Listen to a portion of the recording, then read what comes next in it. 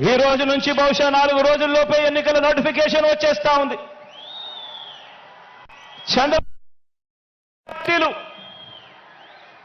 వీరితో పాటు చంద్రబాబు జేబులో ఉన్న మరో జాతీయ పార్టీ, వీరంతా కూడా మన మీద, మన పేదల భవిష్యత్ మీద వీరంతా కూడా దాడి చేయడానికి రెడీగా ఉన్నారు. నా ప్రసంగంలో ముందుగా బాబు అండ్ కో వీళ్ళ పొత్తుల గురించి కాసేపు మాట్లాడతాను.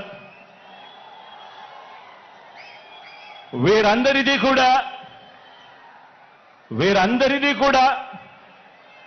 ఈ పార్టీలందరిలో కూడా వీరందరికీ సైన్యాధిపతులే తప్ప ఏ పార్టీలో కూడా సైన్యం ఎక్కడా లేదు. ఇందులో కొన్ని పార్టీలు గత ఎన్నికల్లో నోటాకొచ్చినన్ని ఓట్లు కూడా రాని పార్టీలు,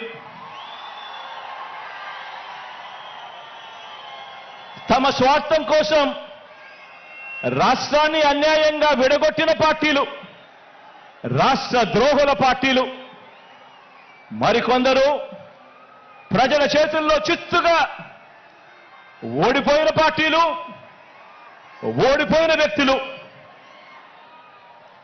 ఇటువంటి వారందరూ కూడా మనకు పోటీగా అటువైపున ఉన్నారు.